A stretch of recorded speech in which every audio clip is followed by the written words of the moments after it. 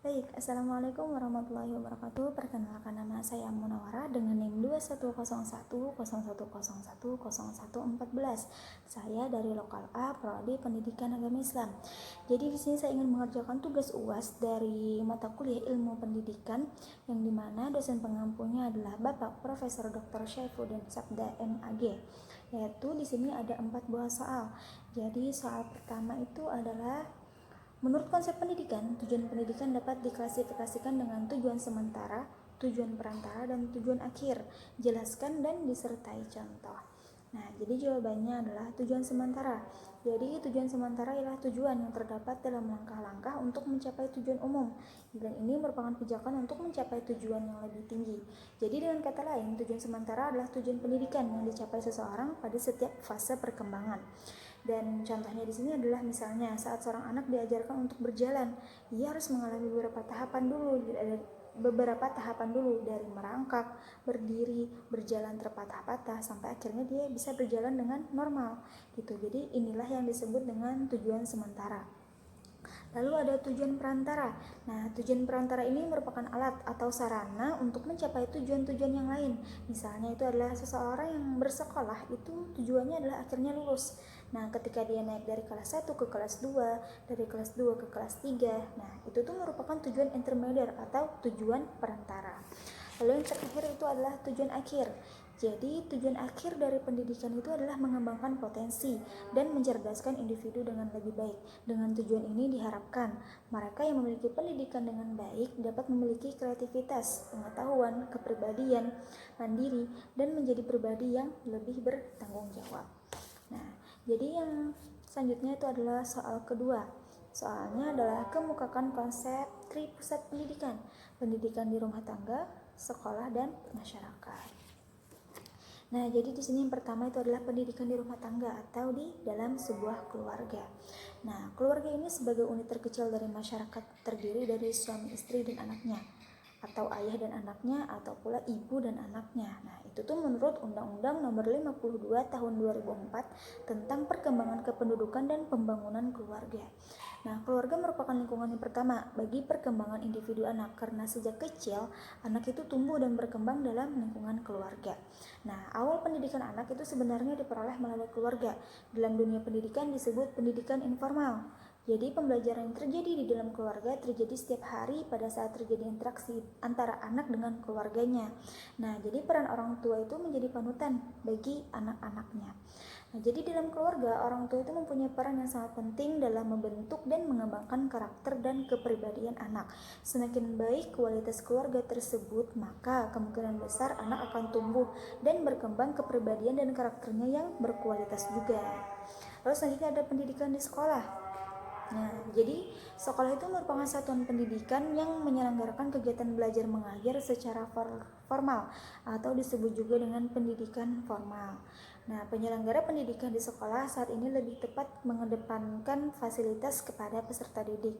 Dalam arti student center, bukan teacher center gitu. Jadi peran guru dalam memfasilitasi peserta didik itu dapat dilakukan dengan banyak cara. Salah satu di antaranya adalah guru tidak lagi memberikan informasi secara searah dalam bentuk ceramah. Jadi guru itu dapat berperan sebagai fasilitator, motivator, atau tutor bagi peserta didik. Nah, materi pembelajaran yang diberikan oleh guru kepada peserta didik itu tidak semata-mata hanya terfokus pada satu bidang studi yang terlepas saja, tetapi juga dapat juga dikaitkan dengan bidang-bidang studi yang lain. Jadi hal ini dilakukan agar peserta didik itu dapat mempelajari hubungan antara satu bidang studi dengan bidang studi yang lain. Karena memang kenyataannya yang dialami di dunia nyata, banyak bidang studi yang tidak berdiri sendiri. Sekolah itu seharusnya melakukan pembinaan pendidikan untuk peserta didiknya didasarkan atas tuntutan zaman. Karena di zaman kekinian, guru dapat juga memfasilitasi peserta didik dengan memanfaatkan kelas maya secara gratis, itu seperti Google, Classroom, Edmodo, Psikologi, dan yang sejenisnya gitu. Dan peran guru dalam kelas maya itu dapat melakukan proses pembelajaran secara daring atau online, sehingga guru dapat berperan sebagai fasilitator, kolaborator, mentor, pelatih, pengarah, dan teman belajar, serta dapat memberikan pilihan dan tanggung jawab yang besar kepada peserta didik untuk mengalami peristiwa belajar yang real atau nyata. Lalu itu yang terakhir itu ada pendidikan di lingkungan masyarakat. Nah, dapat dikatakan bahwa masyarakat ini merupakan sekumpulan manusia yang saling berinteraksi dalam suatu hubungan sosial. Jadi, anak dalam pergaulannya di dalam masyarakat itu tentu banyak berinteraksi secara langsung maupun tidak langsung. Nah, secara langsung misalnya anak bermain dengan teman-temannya di luar rumah, sedangkan secara tidak langsung itu misalnya anak melihat kejadian-kejadian yang dipertontonkan oleh masyarakat. Nah, jadi anak akan memperoleh pelajaran di dalam masyarakat tersebut gitu. Dan di era milenial seperti sekarang ini, penggunaan teknologi seperti smartphone itu sudah tidak mengenal batasan usia. Jadi tua dan muda sudah tak asing lagi menggunakan handphone atau smartphone. Jadi kehadiran smartphone menjadikan penggunanya jarang bersosialisasi secara langsung dengan orang-orang yang ada di sekitarnya. Nah, jadi jika dicermati lebih lanjut, pada saat ini informasi dan tontonan yang diterima oleh anak dari masyarakat itu melalui televisi maupun smartphone itu masih banyak kita jumpai hal-hal yang sebenarnya belum pantas untuk diterima oleh mereka atau anak-anak karena mereka masih di bawah umur gitu. Nah, lalu peran serta ketiga lingkungan keluarga, sekolah, masyarakat itu harus dapat menunjang tercapainya pendidikan bagi anak. Karena ketiga lingkungan pendidikan tersebut itu mempunyai peran masing-masing di dalam proses pendidikan serta saling mengisi dan memperkuat satu dengan yang lainnya gitu. Jadi tanggung jawab pendidikan tidak hanya pada pemerintah pusat semata, namun termasuk juga keluarga dan masyarakat. Nah, lalu itu soal yang ketiga itu adalah kemukakan konsep pendidik menurut Undang-Undang Pendidikan dan menurut pandangan Islam. Nah, jadi kalau menurut Undang-Undang Pendidikan itu adalah menurut Undang-Undang RI nomor 14 tahun 2005 tentang guru dan dosen bab 1 pasal 1 menyebutkan bahwa guru atau pendidik itu adalah pendidik profesional dengan tugas utama mendidik, mengajar, membimbing, mengarahkan, melatih, menilai, dan mengevaluasi peserta didik pada pendidikan anak usia dini, jalur pendidikan formal, dan pendidikan dasar, dan pendidikan menengah. Dan kalau menurut pandangan Islam itu adalah dalam perspektif pendidikan Islam, pendidik itu adalah orang yang bertanggung jawab. Jadi orang yang bertanggung jawab terhadap perkembangan peserta didik dengan upaya mengembangkan seluruh potensi peserta didik, baik itu potensi afektif atau rasa, kognitif atau cipta maupun psikomotorik atau karsa.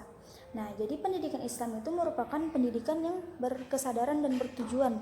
Allah Subhanahu wa taala telah menyusun landasan pendidikan yang jelas bagi seluruh manusia melalui syariat Islam.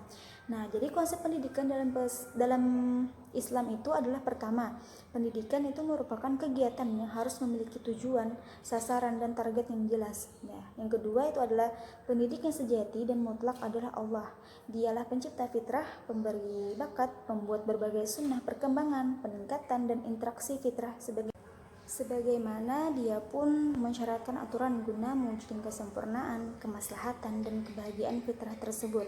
Lalu yang ketiga itu adalah pendidikan menuntut terwujudnya program berjenjang melalui peningkatan kegiatan pendidikan dan pengajaran selaras dengan perkembangan anak. Dan yang terakhir itu adalah yang keempat, peran seorang pendidik itu harus sesuai dengan tujuan Allah Subhanahu wa taala menciptakannya. Oke, yang terakhir adalah soal yang keempat, yaitu alat pendidik berbeda dengan alat pelajaran. Jelaskan apa yang dimaksud dengan alat pendidikan dan berikan contohnya. Nah, jadi alat-alat pendidikan itu adalah yaitu usaha-usaha atau perbuatan-perbuatan dari si pengajar atau pendidik yang bertujuan untuk mendidik para murid-muridnya. Nah, dan dari definisi menurut para ahli pendidikan adalah segala sesuatu atau alat atau media pendidikan yang meliputi segala yang digunakan untuk mencapai tujuan. Nah, contoh dari alat-alat pendidikan tersebut itu adalah pembiasaan, pengawasan, perintah, larangan, keteladanan, hukuman, ganjaran, hadiah, atau pujian.